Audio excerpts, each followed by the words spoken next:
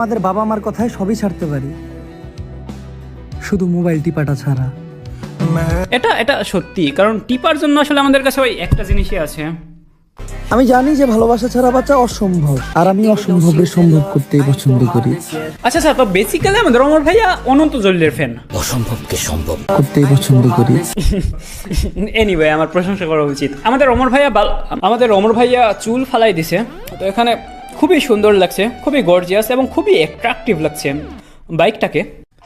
বাবা হারা ছেলেগুলার জীবন একদম হাসরের ময়দান, কেউই পাশে থাকে না।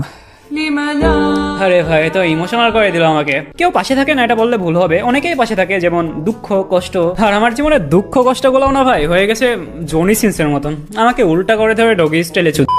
প্রতি বছরই আমি কিছু না কিছু হারাই, কিন্তু এই বছর আমি আমার নিজের হারাইছি। ও আচ্ছা, এবছর আমি কি হারাইছি ভাই? বছর কি ভাই, প্রতিদিনই তো আমি আমার হাজার হাজার সন্তানদেরকে হারাই, কারণ প্রতিদিনই তো করা লাগে। মাস্টার আমি আর ডার্ক জোকস মারার চেষ্টা করবো না, কারণ অনেক মানুষই বুঝে না, যারা বুঝে তারা আবার রেগে যায়। তুমি আত্মা ছোঁয়া মানুষগুলোই আত্মায় কষ্ট দেয়, আত্মায় কষ্ট দেয়। কিন্তু সে তো আমার ওই জায়গাতে ছুঁয়েছিল, ব্যথাও আমার ওই জায়গাতেই দিয়েছিল।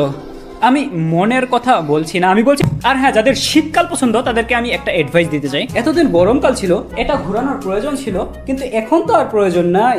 তো এক কাজ করো, ঝুলে যাও।